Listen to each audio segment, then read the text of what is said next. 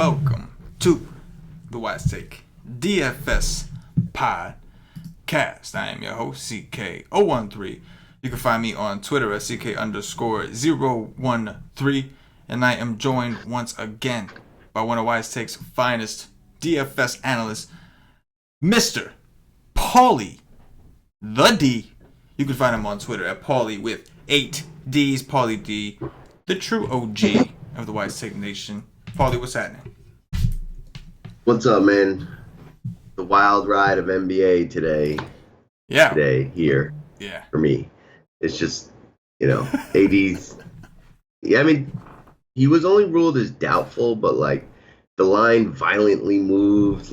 Every optimizer moved him to 0. Everyone just pretty much thought that meant he wasn't playing. And he ended up not playing, but he became a game-time decision after lock. And at 10:28, they finally ruled him out. It was just and that was just one of the adventurous things. NBA's been, it hasn't been too bad yet. We've had a couple rough things, but I can tell that it's gonna be weird.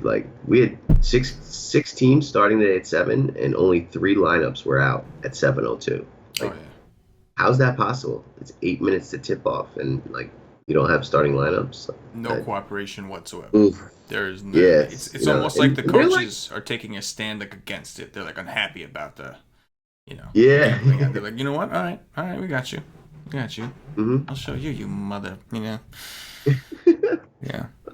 It's jacked up, man. But I feel not only has it been kind of rough, with the news, but it has been worse, I think. But also the injuries. I feel last year we didn't have a ton of them. This early. Yeah. Of course, as the season goes on, you're gonna deal with that. They play, 82 games a year or something like that. So you're gonna deal with injuries. But I felt we had at least a good month and a half where we didn't really have to worry about too many of that. And this year it's right out the gate. It's right out the gate. Dudes are falling. You know what I mean? The dreaded game time decision is just that's just the worst. That is the worst. The nut worst. When you're sitting there waiting hours for information on a player, and then you get a notification, and all it says is, "He is a game time decision," or I can't. That is the nut worst thing that could happen. That is the worst notification you could get. Just you're waiting to make some moves, and realistically, it is hard to even if build your lineup until after you get a lot of this news because things change so much. Yeah. So you got these dummies today. You went from it's not really a good cash day to I'm gonna play some cash just to almost I wish I didn't play that. Back and forth, and then the AD news came out, and it's too late. I'm in there. I'm I'm good. We're in cash. We're gonna do well. And then the AD news comes out, and I'm no. Yeah. No. And Yep. It's a wild ride, man. NBA is a wild ride, and this year we're in for, probably the most than ever because it's starting early. It's winter. You know how if it don't snow, well you know what it is. You're from the Northeast originally, so you know what it is. If it snows early in winter, you're done. It's gonna be a long one. You know what I'm saying? But if it don't snow for the first month of winter, you're all right. We're already almost there. You know what I mean? You know what I mean? Yep. So I think NBA if you're one lineup, couple lineups guys, start thinking about becoming a multi-lineup guy because yesterday I had 6 lineups, right, which I think is a good amount, but then I play Tyus Jones on 5 of them, and 5 lineups are just dead. It's dead. It's rough when you lose 80% of your investment before the slate starts. You know what I mean? Oh yeah. That's when it stops being fun a little bit, and I hope that doesn't become the issue because basketball is so fun of a DFS sport. It really is. When it goes the way it's supposed to go, it's the most fun to sweat. It's the most fun sport to sweat. But when it goes the way it's supposed to go, don't get me wrong, football is pretty fun. Yeah, I love baseball DFS, but baseball's definitely not the funnest sweat. I can tell you that. No. When you're winning, it is because it's it's beautiful. When you're at the top and you're holding people off, great when you're winning. Everything is great when you're winning. Let's be honest. Let's be real. That's why things are great here. Yeah. You know what I'm saying? Anyway, we got ourselves a little slate ski to talk about here, bro. And I know you got the NFL show after this with Patio Joe, who's waiting patiently to get his Paulie D time in, his discussions breakdown of the NFL. But we are here to do Friday's NBA slate right quick. And we got, 8 games? Really not bad for a Friday, bro. It's like they did a pretty good job this week of scheduling out, like, the spacing of the schedule. Instead of having, like, a 3-game slate on Thursday or Tuesday, and then Wednesday and Friday are massive 12-game slates. Like, this week was cool. We've had a lot of 5, 6, 7s, 7s, all that kind of stuff. Yeah. How great was Cash's, was that conversation with Cash about the 7s? How great was that? That was amazing. That was just Cash has just been, like, dynamite lately. Oh, like, man. All over the place. Oh, yeah, man. He has. It's like must-watch TV because you just have no idea what's about to come out next. You don't. No, you definitely don't know what to expect. That is for sure. Like, there are certain things like that you can predict with like how he's gonna react to a certain obvious thing. Like, he's gonna say, "Not me." You like that kind of stuff. Like, you can predict that. Yeah, but like, if you ask him an open-ended question, you have no idea what is about to come out that man's mouth. You have no idea. Anyway, Cashman too. He was like foresaw the Boban. He foresaw the Boban. He said, "There's no way Harold can guard him. There's no way Gortat. You got me calling him girl twat now. Him and BK got me calling him girl twat. Gortat can guard him." And he was right, man. They had to bring in the Bobanator, to slow down Embiid a bit. Too little, too late, of course, but they brought him in. Yeah. They had no choice. I think they both had like 5 fouls each. Gortat. Yeah, and Harold. Like realistically, they had no choice. Lou Will, Sweet Lou Paulie, shout out to you on Sweet Lou. You called the Sweet Lou, finally come out and did his thing. Yeah. He could have done a little bit better at the end, but he did do well. It was, But if you played him on DraftKings, you were happy. Got 5 and change X. Yeah. Like just shy of 6. They just pulled shy. him out like right in the middle of like his heat wave. Like with 4 minutes to go, they like took him out for a minute. And, like after he came back onto the court, like 2 minutes later, his like rhythm was messed up. Yeah. And they don't get him in early enough. Like it's just like, why is Mike Scott subbing in first? It's like, come on. And but Jeremy Lin was a really nice value play call that we had today too. Yes. That was cool, especially over there on FanDuel where that punt was really, really nice. Oh yeah, definitely. All right, back to business. Let's get in this. We got 8 games, Paulie. Take a look at point guard guys above 5K. Tell me who the ones stand out to you the most on your first look. Point guard.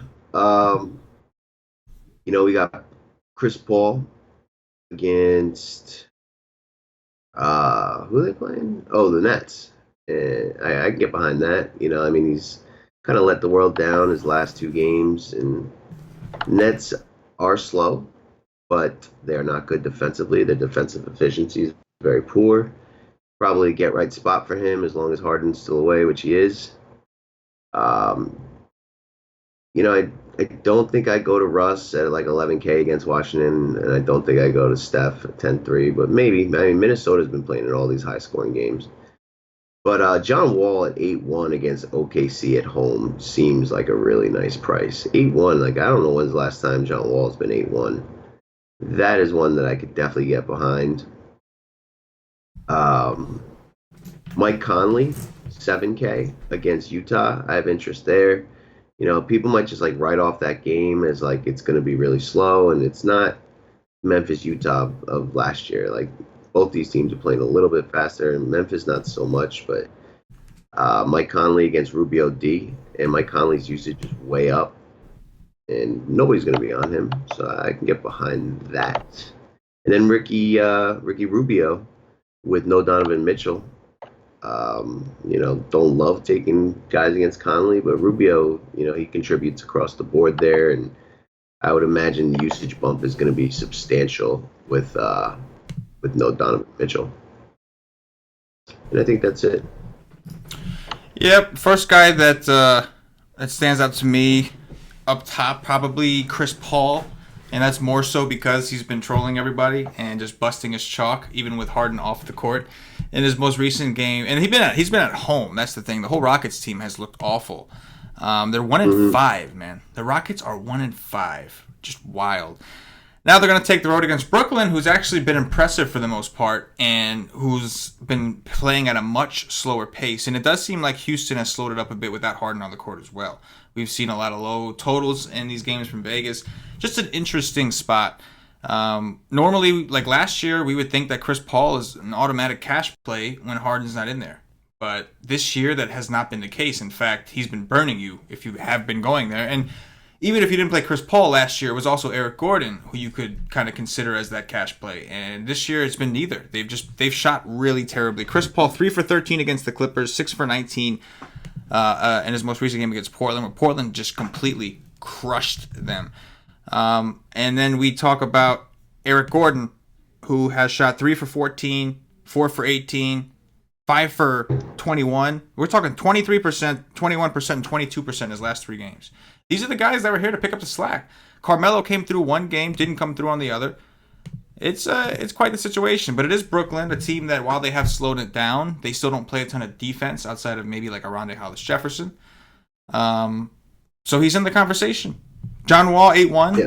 Like you said, phenomenal price. He's at home against Westbrook. Now, I'm very curious as to why Kemba Walker played so conservatively, we'll say, today against Westbrook. Like, you made the point that maybe he was intimidated, and I mean, I don't really have an argument against that, because why do you take 18 to 31 shots in some instances, and then, tonight you take like 15? On a night where I think he was shooting fairly well, just decided to not shoot and stand around. Yeah, I mean, he picked it up in the second half. Like, he had taken, I think he took 1 shot in the first half and ended with like 15, or maybe I'm a little bit off on that, but like, once they fell behind, he tried to bring them back. But it's kind of strange, it's like he's like, oh man, I'm being too much of a ball hog, and I'm just gonna, like, because last game he let Tony Parker go nuts, and this one was at home against a kind of like a prime matchup. I don't know, it's kind of weird. Very, very strange. Don't think John Wall is that kind of person, though. I think John Wall is more like, I want to take it to this guy, and I want to be the best. I think that's John Wall's attitude. So I could definitely get down with that. You mentioned Rubio and the usage increase. We could definitely take a look there. Also, Mike Conley, not the most attractive game, although Utah is playing a little bit faster than we were accustomed to. And we do know that they're weak at point guard. Rubio is not a good defender. Derrick Rose just went bananas against these guys. So Conley, absolutely in a pretty good spot for tournaments. That's probably where I draw the line. Value Town, Paulie. Point guards. Anybody? Yeah. Frank Nitti. Knicks. Getting good minutes. 4,100 against Dallas. They are not good defensively. The Knicks are going to be getting paced way up. Dude's been seeing, 30 minutes pretty consistently. He's actually like taking threes, getting assists. I could do that. I like JJ Barea in that same game at 4,100. Point guards against the Knicks, now that Frank Nitti is starting, is kind of going away. But JJ Barea against the second unit with Trey Burke over there, that'll probably still be gold, and he's very cheap. Nobody will be on him. I'm not sure if, I'm definitely behind this, but on a first look, it's something I can definitely consider. I'm 90% sure JJ Barea has done very well in Madison Square Garden most of his career. Yeah, he has a couple nice games against the Knicks. So Donovan Mitchell's ruled out for Utah, and Alec Burke is doubtful. So I think I'm going to take a look at Mr. Dante Exum at 3,700. He could probably become kind of chalky tomorrow. He's been playing good minutes anyway. 25 his last game against Minnesota. In the teens before that. So with Mitchell out and Alec Burks, he's in line to get some good minutes. And when he gets on the court, his usage numbers are very high. So 3,700 might be a little too cheap. You got the Okobo situation. Do we know if Cannonball is going to be in or out? I think he's questionable with an ankle.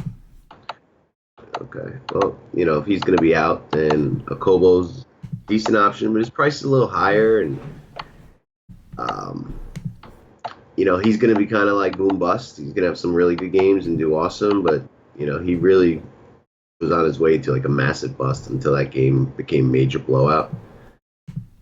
Last one I'll talk about for a sec is Delon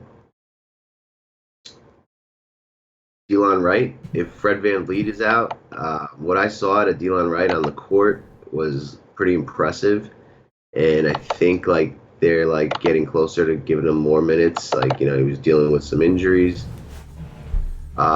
We can find out that he can go like up to the 20s at 3-6 or something like that.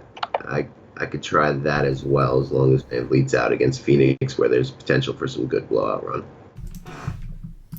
I like it, man. I do like it. Obviously, we also got to keep an eye on the Tyus Jones situation. See if Tyus Jones, Derrick Rose, Jeff Teague. There's still a situation going on there. Jimmy Butler should be playing in this game, but there's still could be pretty thin at guard if Tyus Jones and or Jeff Teague are ruled out again. Darren Collison at 4-6, I think in tournaments is worth a look. His minutes have been kind of up and down. Looks like he only played 24 minutes against the Knicks. We were just talking about that before the show. With Frank Nitti starting, we expect the Knicks to be a little bit better against point guards, at least for the majority of the game while he's in there. And he didn't do well. But when he did play Cleveland, a really weak team against point guards, he went for 32. He played Portland, went for 32 there as well. And it's just an awesome matchup. Obviously, whenever you're playing Chicago, you have to worry about the blowout. But we don't like to sit here and try to predict what we don't know for sure is going to happen. And at 4-6 and a great matchup against the Bulls, who you can attack pretty much from everywhere. But I think that the centers and guards seem to be the favorable approach to attack Chicago with. Collison is somewhat interesting, and like you said, man, I think that's going to be if Exum is the guy and Alec Burke is ruled out, then I think he will gain some traction and ownership. But at 3-7, it's going to be very tough to pass up against Memphis. Faux show. Shooting guards, Paulie, what you see over there?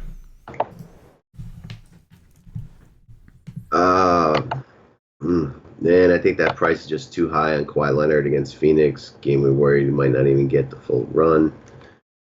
Oladipo would probably be the first stop. He's going to just smash Chicago. He's done it in the past. The Bulls just don't play any defense.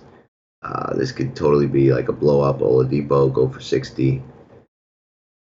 Jimmy Buckets against Golden State. I think like something positive is about to happen with that Minnesota team, all like the negative stuff that's going on. I think Derrick Rose is going to like kind of bring them together, and this is like the perfect opponent to like put like the beef aside, like Cat and Jimmy Butler, and like come together and try to win. So I kind of like that game. I think Derrick Rose kind of like inspired that team. All of a sudden, we're seeing Cat playing better again, and I definitely want to have exposure there. So Jimmy Butler.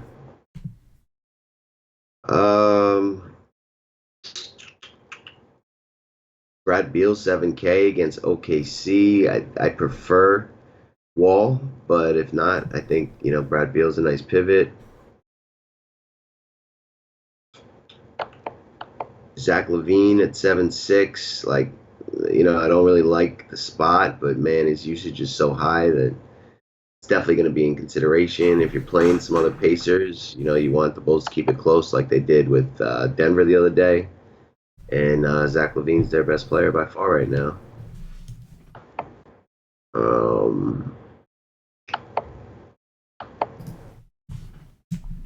That's really about it. I mean, you talked about Eric Gordon. I don't like guys who are just so scoring dependent, but when he gets hot, like on DraftKings, guys who score with multiple threes, like, their scores go up in bunches. So I guess we could take a look there as well. But I like the guys up at the top a bit better at shooting guard. Yeah, no, absolutely. I can totally see that. Oladipo in a smash spot. In 23 minutes last year, he went for like 54 DraftKings points. Problem was his team blew Chicago out, so he only played 23 minutes. But was on his way to like 70 or 80 if he got another 8 minutes to run or so. 8-7 for him on DraftKings does seem steep at first, but when you look at the matchup and everything, it seems beautiful. I think Oladipo's in a phenomenal spot. Only problem is everybody's in a phenomenal spot against Chicago. So there could be, like, anybody can go off. We talked about Collison. I'm sure we'll talk about the bigs and some of the other players in there. But I do like Oladipo at shooting guard. He definitely looks the most appealing in terms of matchup itself and ability. Jimmy Butler, definitely second on the list, man. It's Golden State. You got to think he's going to get up. He already said that all those rumors about him not wanting to play until they got traded, that was all bullshit. He apparently just was resting and said he planned on playing against Golden State. So I do expect him to kind of come in. I like what you said about Rose, man. I think he inspired a lot of people. It's funny that after all that performance, all Cash had to say is like, well, why are you crying? Just picture Cash. Can you picture Cash? Like, everybody's hugging him, and Cash is the teammate that comes, yo, why are you crying, bro? Like, you good, man.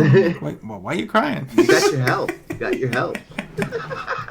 That was awesome. That was awesome. But yeah. But yeah, man, I think this is a pretty good position for Butler in Minnesota if you want to compete with Golden State. And right now is the time to do it. Golden State isn't blowing people out like by a ridiculous amount right now. Like, when they do, it's usually later on. But they're letting teams hang around a little longer than we're used to. So why not Minnesota? LaVine, like you said, man, the usage on LaVine. Like, right now, if I'm looking at this, he's got to be the guy in at least, and I'm sure the value will open up. We haven't looked at Value Town, but of the top guys, he's got to be like the cash game, like where you look first in cash, like to make sure is he the guy I have to play today? And if there's like a super punt, you don't want to play him because then I get it, but when looking at the studs, he's only 7'6", and the usage is insane. He's got like a 40% usage rate right now. It just, the offense runs completely through him. Even in blowouts, he puts up majority of the team's points most of the time. He's just always gonna get you something, and he's scoring dependent. And like I kind of wanted to fight it in the beginning, but now until these guys get healthy, until Chris Dunn comes back and Bobby Portis maybe, and all these guys, and as long as Jabari continues to suck, his usage is incredible. So yeah, for sure. He's like shooting as much as Kemba Walker for like $1,400 cheaper. Right. It's like right. It's too cheap. Too cheap, tough to pass. And if a guy's gonna take that many shot attempts, they typically bring a pretty high floor with them. We'll say that. Especially if you're playing guys from Indiana, like we're gonna like some bigs, I'm sure. Like right. The only way that those guys pay off is if the game goes all the way through. So someone on the Bulls has to keep it close. Yeah. It's gonna be him. It's gonna be him. Derrick Rose, definitely worth the conversation. I know we're waiting for injury news. Would you go back to Rose with Butler on the court if Teague is out? Yeah. He still just looks too cheap, right? And after a game like that, I don't see him just letting off the gas. Right? Like, I just don't see him like, okay, I'm going to go back to my role of playing when you need me. Like, no, I feel like he's going to be like, did you not see I'm back, bro? Like, you know what I mean? Like, what, you didn't see, Jimmy? I'm back, dude. And he's been playing good. He's had 2 monsters with Jimmy off. But, I wonder if they would start him. Like, I like him on the second unit because he kind of gets the usage to himself for a little bit. Right. I guess that would depend on, like, Tyus Jones. If Jones can go, they might start Jones if Teague's not around. That's a good point. I think he's going to see, like, consistently around 25 to 30 minutes, and he can do some damage in that unless his price gets a lot higher. He definitely could. The one thing that I want to stress to everyone is he went for 69. He was a freak, but he played 41 minutes. That's the other thing we got to take into account. He played 41 minutes. So, don't get me wrong. Even if he got 30 at the rate he was going, he still would have done just fine. But now that his price has gone up $500, just something to consider. I agree with you. I prefer Teague to be out and for Jones to also be out, to really, really consider him, because Butler's here now. So there's some more shots that are going to be taken away. And if one of those backup point guards are healthy, he's not guaranteed the 33, 35, 36 minutes that we really, really want for tournaments. But, we're starting off the night already knowing, like, we have a shit ton of things that we have to wait for. And, it makes your stomach churn a little bit, just a little bit, just a little bit, little stress action. Paulie, take us down to Value Town. What do you see below 5K?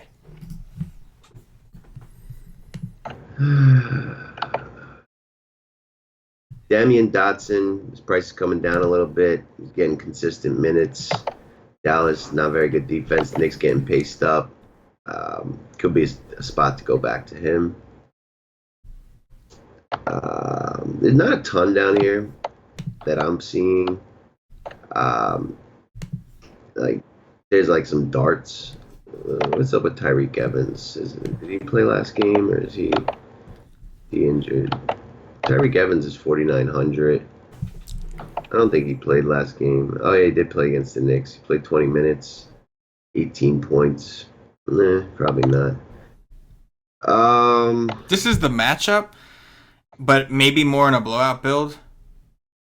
What do you think? Tyreek Evans. Yeah. Right? Like in a blowout build, I could see it, right?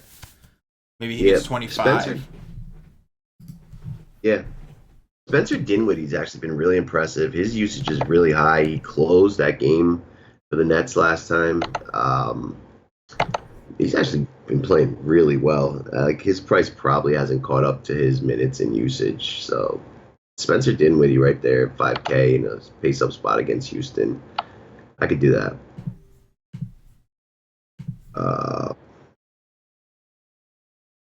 There's nothing else down here that I'm like really excited to talk about. You see anything? I really don't like. No, especially not in comparison to what we saw up top. Like there was already 3 guys that stood out to us immediately up top, and like we're digging for guys that we can see in the bottom. And I'm not crazy about that. You know, I'm not feeling it. I mean, if you add Eric Gordon to the mix in a bounce back game, now you got a few more options. It just doesn't seem, unless something opens up tomorrow, it doesn't seem like a great time to punt the position. Which is funny because like a lot of times shooting guard is one of the best positions to punt, but especially on DraftKings where you can, you know, essentially play a point guard in there in certain situations. Like, what's his name? Dante Exum is shooting guard eligible. It looks like so. That could we already talked about him, but yeah, that could be clutch. But I do think Tyreek Evans in a blowout build could be pretty cool. He in 23, 24 minutes, he can go for 30. He's just got to be on. He's got to be efficient. Yep. But if he got 23, 24 in a blowout run, he could do the dirty in this matchup. The dirty. Good. And Spencer Dinwiddie, like, he might be stealing that role from one of those guys. Like, I hope he look at him, impressive, man. Yeah. Hey, he does. He got upside, man. He does that from time to time. He'll just show up and be like, he's like the new Kilpatrick, bro. Like for the Nets. He's like, he falls into like the background at times, and then he'll just take over out of nowhere and say, "This is my house." You know, not like the end of the Fitzpatrick run. He's more than that, though. He's more than that. What did I call him? His usage Kilpatrick. Is big. Kilpatrick. Yeah. His usage is big, man. Like, you got to go take a look at what he's been doing. Oh, no, for sure, absolutely. But if you remember, though, before Kilpatrick got treated like a bitch and the end of his Brooklyn tenure, like, he was a regular part of the rotation, and he was a guy that they used. I think he had, like, one season where they actually used him. I mean, they weren't playing for, you know, similar situation now. They're still not playing for shit. But yeah, obviously, I do agree that Dinwiddie is more of a solidified player on this team. But those were the good old days. Kilpatrick usage monster days. Those were the good old days. That was great. Small forwards, Paulie. What do you see up top?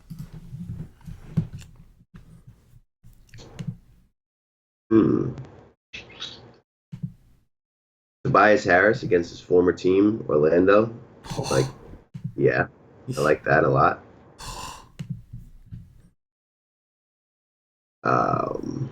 Joe Ingles, 6'8", against Memphis. Going to get big usage. The price is high, but you got to take a look at what it looks like with Donovan Mitchell off the floor. Karis LeVert at 6'6" against Houston. I like that kid. Jabari Parker, 5'8", against the Pacers. They're really not good against power forwards.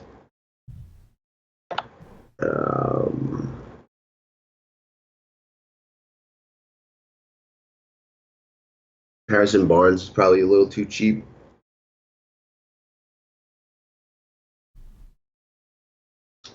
If Jay Crowder plays, he's probable, it says 5'1", you know, with all that usage going around on Utah. I can get behind that. So this is a position where we can get a little bit of savings. You know, we don't have to go all the way up. I don't have interest in Kawhi at 10-1. Game against Phoenix, not going to probably play Durant. If I played someone from Golden State, it'd be like, you know, Draymond or Steph. So Tobias Harris is like where I'd start up top. Could look at Tim Hardaway Jr. just because he's getting so much usage. And then Jabari Parker and Harrison Barnes probably. Yeah, no, absolutely. Jabari, very curious to see what his ownership is after he's burned people. I think twice in a row, he's completely shit the bed. So I'm very curious to see what his ownership is going to be. 5'8", he is in the fives, as we like to see. It's a great matchup against the Pacers. Against Denver, we said that Chicago, they're playing like they really want to win this game. They're starting Jabari. It didn't work out for Jabari Packers, but they did play him tough, and they hung in there. So I'm curious to see if they start Jabari again. And if they do, I definitely like him against Indiana. I'm willing to go down with the ship. I know he's got upside. I know he's played like dog shit a lot this year, but he's got the upside, and this is the matchup. It's at home against the Indiana Pacers. I'm surprised his price hasn't like come a little bit down. Yeah, You know? I was kind of hoping to see it kind of for cash game purposes. I was hoping to see it like real low, like Yeah. it's not low enough. 5'8", it did come down, but not probably not enough. Yeah.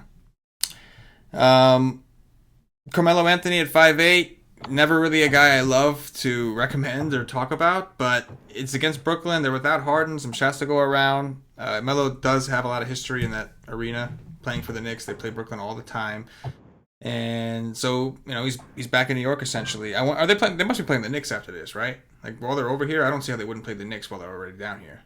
That'll be interesting. Probably. That'll be interesting. Yeah. That might be the time that you want to play Melo. Wait until he goes to the Garden. But aside from that, Paulie, take us down to Value Town. All right. I think Justin Holiday's been getting some pretty solid work. If you don't like Jabari Parker, then you got to find another bull. He went for 33 against Denver. That game did go to overtime. He went for 34 2 games prior against the Hawks. That's like, DFS gold.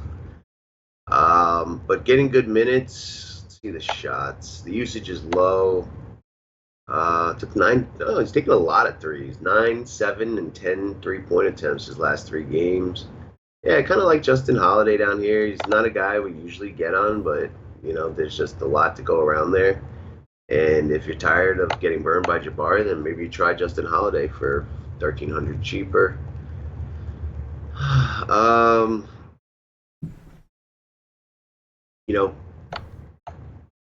Josh Jackson, like when you look at the numbers, it screams to play him, but something's just looked wrong with this kid since the preseason, and like I just can't do it right now. I'm gonna wait to see him play well once, and then I'll take my lump that day. But I've just like lost too much already on him. Like every time, it's just been bad, and it's been since the preseason when guys aren't really playing D. So something's wrong. He can't hit a shot at all. Now he's not even really taking as many. So I don't think I go there. Maybe Allen Crabbe against Houston at 3-7. If you think Houston kind of beats them handily, he could get some mop-up time run. Let's see what he's getting in terms of minutes and shots. 20 minutes, 25, 27. And oh man, he's not really shooting a ton. I don't think you need to get that crazy. Man, there's not a ton. I mean, I'm not really interested in Gerald Green, but that's a dart. What's his name? Simmons is potentially going to be out for Orlando, and he's actually been playing decent on the second unit. But if he's out, then Terrence Ross is like kind of the only backup decent guard that they really have, guard/small forward. I could try that out. He'd probably be on the court with like Gilgeous-Alexander and Lou Williams, guys who are turnover prone. So maybe that if you need value. But again, we're kind of reaching with all this. I don't see anything that's like standout nice. I do like that Justin Holiday though. Yeah, I can dig Justin Holiday at that price. Aaron Fournier and Aaron Gordon, that situation is going to be fun to watch because we saw today with Saric. He got in a really bad foul trouble very quickly, and so did Muscala trying to cover Tobias Harris. They just couldn't stay out of foul, so they just kept drawing the fouls. So if Tobias Harris, who will be playing, you would think up, he normally does against his old team in the Magic, then if he gets Aaron Gordon in foul trouble, I think Fournier will see a pretty nice usage bump while he's on the court at 5'5", and they really don't have like where's going to be matched up when he's playing the 3. It's Gallo. When he's playing the 2, it's potentially Bradley. But then if they have to score, they'll take Bradley out and bring in Lou Williams.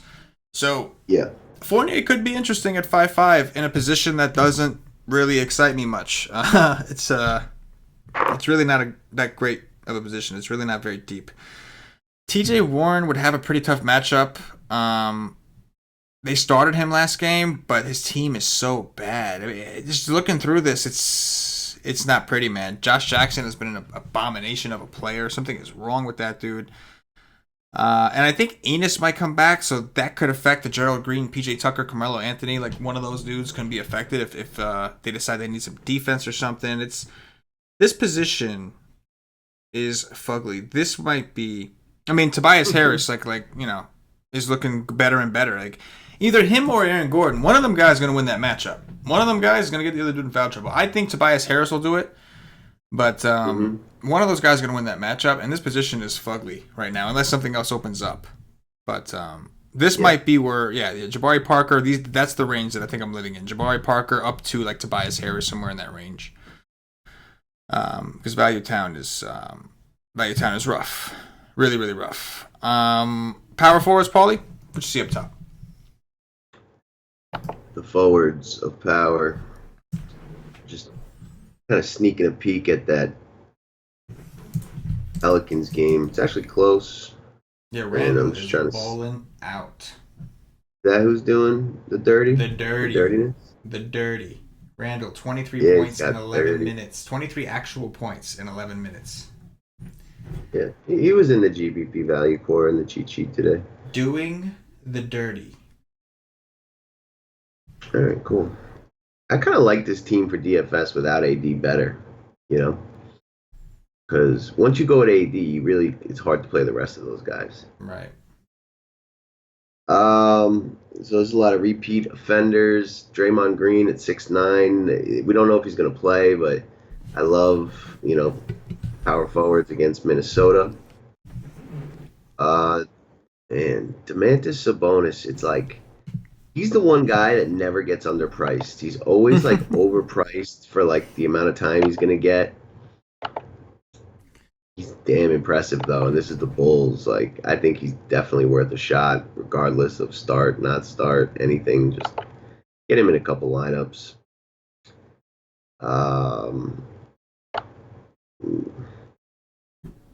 Montrezl Harrell, bounce back spot against Orlando.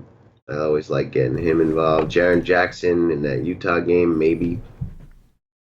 This is probably game of position. We get some value. Thaddeus Young against Chicago. Everybody against Chicago. Not too much though up top. I will have a Domantas Sabonis share. Tobias Harris we talked about, small forward, but we can play him at this position. But not a ton. Hopefully there's stuff down in value seats. Yeah, I hope so. We talked about a lot of these guys already. Draymond certainly in play. Jabari, Melo we talked about. Sabonis, in tournaments, man. I know he's 6'3", it's ugly, but the guy's got so much upside. And it's a good matchup against Chicago where he could see some extended run. I don't think he'll play like all the blowout run because they do value him, but I think he will get a decent chunk of it. There's a possibility like they come out for the third and don't really come off the court until the true garbage time guys come in. So in tournaments, absolutely, you might want to grab yourself a share just because of the matchup. But it's not pretty. I'm with you on the Montrezl Harrell potential bounce back spot. Jaren Jackson at 5'1". We know the upside is there. But yeah, this looks more like a position where I'm either going to rock with one of the guys we talked about, a small forward, Aaron Gordon's, Tobias Harris. Maybe I do that here. But I'm hoping that there's some stuff in Value Town. Take us down, Paulie. Noah Vonleh has been really impressive on the Knicks. Dallas struggles versus bigs. He's 4,800 now, but certainly performing better than that. Might be time to pull the trigger on Rondé Hollis-Jefferson. He's played above 25 minutes his last 2 games. One game he had very nice usage. The other was pretty low. Rebounding, a couple assists, blocks, steals. Like the shot attempts. So him at 4'9", there's definitely upside there. Um,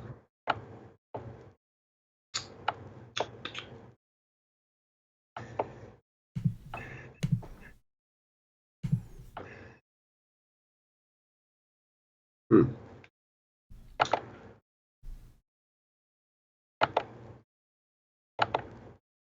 I feel like every time I do a first look of a slate, I'm like, there's really not much. And then, tomorrow I go to work and like get home around like noon. I talk to you and you're like, there's all this news, boom, boom, boom. Yeah. But I very rarely on my first look like see a ton that I like. Yeah. Um, Jonathan Isaac of Orlando, I really like that kid's talent, especially if Simmons is out. Maybe Jeremy Grant, I don't know, KC against Washington. We like those kind of stretch forward kind of guys against Washington. I don't mind that. But there's not like the home run, like boom, lock value play that I'm seeing. Yeah, I think that Hollis Jefferson at 4.9 is definitely the most appealing. He did play 27 minutes against the Knicks and then 25 against Detroit. Not quite the 30 minutes that we worked to last year. There was a point where, like, the Brooklyn Nets never really played any other guys 35 minutes, but there was a point where Hollis Jefferson was getting like 30 to 31 pretty comfortably. So, with the potential of that against a Rockets team that has struggled a lot, and I do think Hollis Jefferson at 4.9 kind of stands out. Derek Favors at 4.7 hasn't done a ton. The minutes have been kind of up and down, but again, like, if you're getting desperate, somebody that we can consider. Taj Gibson is very cheap. This is going to be a tougher kind of matchup. Guys are healthy, so it's not the best spot necessarily. But from a price perspective, he's pretty low.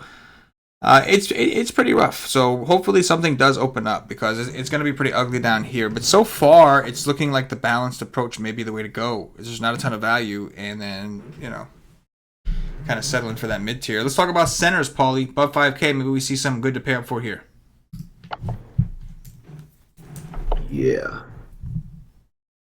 Cat against Golden State. Now that the GOAT, JaVale McGee's not there, Golden State is not defending the centers nearly as good as they were last year so far. Let me see how Cat has done against the Warriors historically. Oh,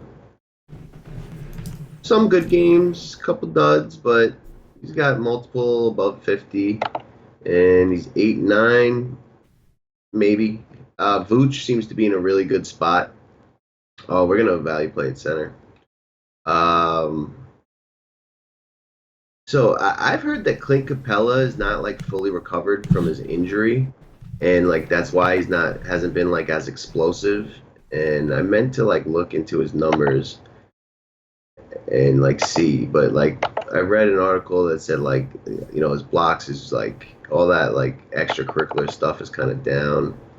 It's not totally, but this should be a good spot for him, especially like with no Harden. There's a lot to go around. He's 7-8. I'll have a little bit, but I do want to be cautious with that. Steven Adams against Washington, they until they get Dwight Howard, they can't guard bigs, so that's an option. Man, it's so sad that Enes Kanter is just like lost in the wind to us now. Like 2 weeks ago, if I told you we were going to get Enes Kanter under 7K against Dallas, you'd be like, lock and load. That's just frustrating.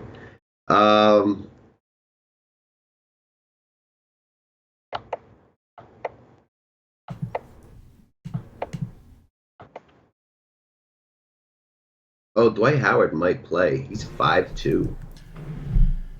Yeah, he's supposed to play, I believe. That's like crazy cheap 5'2". I don't know if there's like a minute restriction or anything like that, but certainly something to look into. I would assume there's some kind of minute restriction, but maybe that's possible. Then Jared Allen of Brooklyn, 5'1", possible. Wendell Carter, 5K. Guy went nuts against Indiana. That's if you don't want to suffer through Jabari Parker, go to Wendell Carter Jr. who just went for 55 against Denver. Yeah, man, his usage. Overall.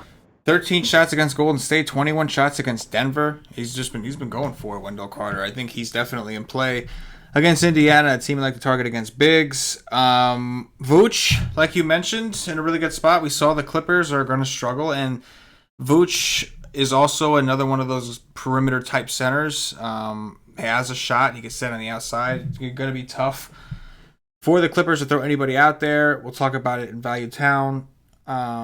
Capella has been playing better. Marquise Chris is back, so if the game happens to get out of hand, which I don't see that happening because how bad Houston's been, and that could take away from Capella. But at 7-8, it is still a center against Brooklyn. Yeah, I mean, it's, not bad. Miles Turner is a, you know what? I prefer to place a bonus over him any day. I just don't like Turner. I think he sucks. I think he is a one-half player. As in, he plays the first half or the second half. As in, you get one half of basketball at him. That was not a short joke. Obviously, I know that motherfucker's tall as shit.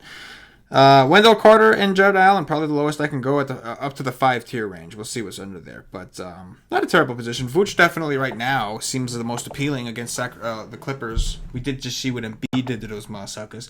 Paulie, take us down to Value Town.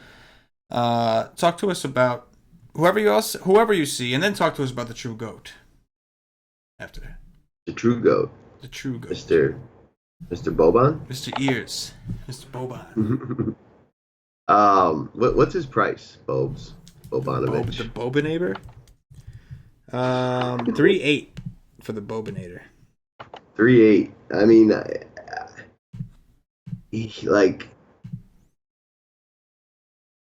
Vooch is not great for him defensively because Vooch isn't gonna try to come in the post. I don't know if they'll go to him, but I mean what he'll provide offensively and rebounding wise, and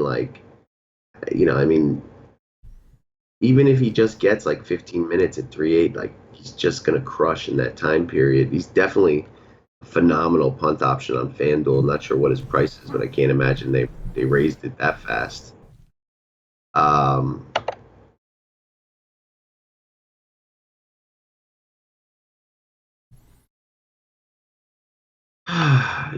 There's Mitch Robinson guy in the Knicks. Mitchell Robinson, he's 3.3.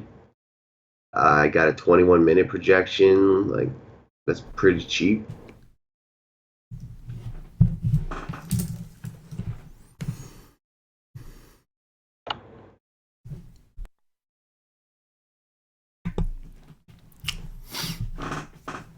I think those guys around 5K though, the Wendell Carters and Montrezl Harrells, that's where we're gonna live, and obviously some Boban. Yeah, there's not a ton underneath the 5K range. You got your Noah Vonleys on DraftKings. You can play those multiple eligibility guys like Vonleh, maybe even Rondae Hollis Jefferson if you wanted to. But the center, I think there's enough center positions up top that are interesting and worth a shot.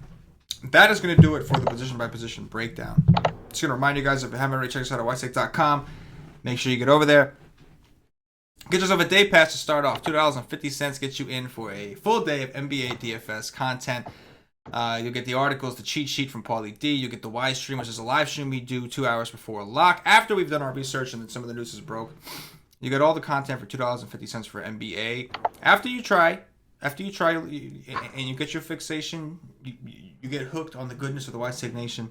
Make sure you join in on the community aspect, and that's really only in the Slack chat. You got to be part of our Slack chat. It's for monthly members. Memberships are higher, so you're gonna have to make the commitment to the nation. Probably the best investment you can make in DFS.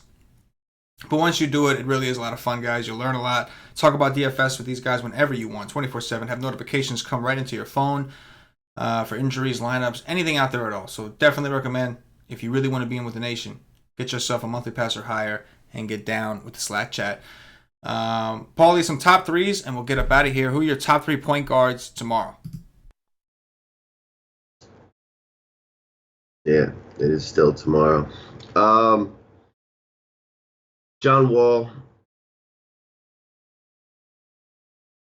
Give me some.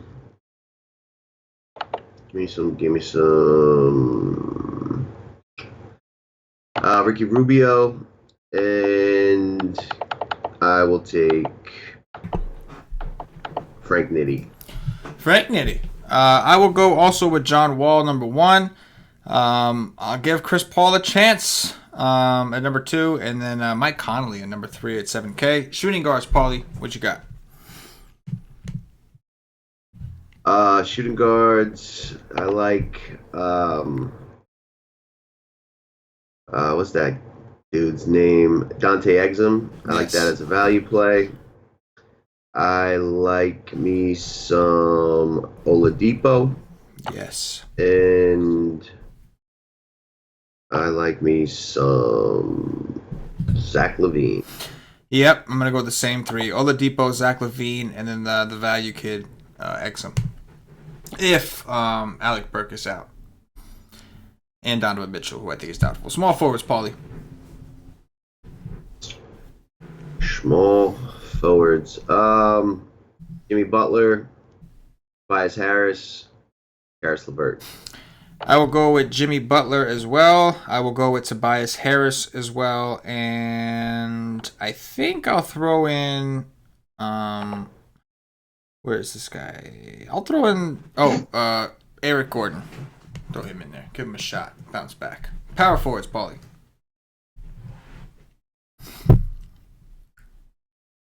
I should have saved Tobias, but give me Saboner. I'll try some Jay Crowder. And, you know what? We didn't talk about him, but Siakam against Phoenix. Yeah, how did we forget to talk about him? He's been balling, man. Yeah, he's 4,800. Like, he's going to continue to start and get that kind of minutes. We got to see if a new boy is playing or not. I do think he practiced, so maybe not. But if a numb boy's out, you can give me that Siakam against the Suns show. Yeah. Oh, yeah. I can get down on that. Power forwards, I will go with Jabari Parker. I will go with... Dun, dun, dun, dun. Let's go. I guess I got to go with Carmelo Anthony. And what's his name? Rondae Hollis-Jefferson. That's the guy. Rondae Hollis-Jefferson. Centers.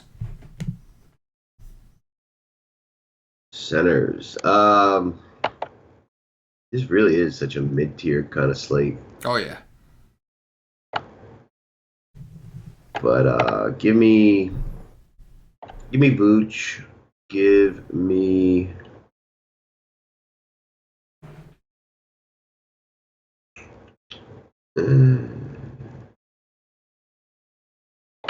Jared Allen, and give me Wendell Carter. I like it. I'm going to go with Vooch. I'll go with Clint Capella, and I will go with I'll go with John Wendell Carter against the Pacers. That is going to do it for the White So, What's up? I got some good news. So, Cammy boy, he just took my cheat sheet and threw it into an optimizer, just the players, and like the ones in yellow and green, he played at higher ownership, and the other ones he played at lower.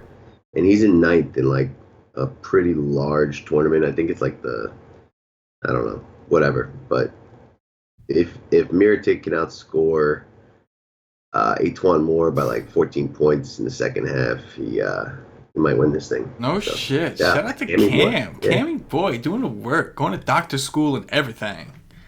Shout out to Cam, man. Shout out to the nation. Everybody's working hard. Everybody's grinding. It's a grind. NBA is a grind, guys. But it's a lot of fun, and there's a lot of money in it. Just keep doing your thing. Shout out to Cam. Shout out to the whole nation. Whole Wise Take Nation of members, staff, everybody. Love my squad. Love my squad. That is going to do it for the Wise Take DFS podcast. If you're watching on YouTube, please click that thumbs up. Hit that like button. Subscribe to the channel. Get notified. Hit that bell or whatever the hell it is. Get notified whenever we do a video. We do videos for NFL, NBA, baseball season when that comes around. And we like to do the MMA. We have all kinds of things. So if you play fantasy or just a sports fan, make sure you subscribe and get notified so you don't miss anything we do on this channel. If you're watching on For the Wise Take Nation, if you're listening to us on Podbean or iTunes, give us some 5-star reviews. And if you're following us, if you're watching us on Twitch or Twitter, give us a follow, give us a retweet. Paul, anything in closing before we get up out of here? Um, listen to what Cash tells you at the end of the shows. That's some Yes, good he advice. does, man. Man's got some good life advice for you for that ass. Thanks for watching, guys. Stay tuned for the NFL show right after this with Paulie D and Patio Joe breaking down NFL Week 9. Damn, is it already Week 9? Holy shit. Damn, that's sad. Cray. Brings a tear to my eye. For Paulie D, for myself, the entire Wise Take Nation. Joe, this is how it's done, bro. Good luck. Yeah.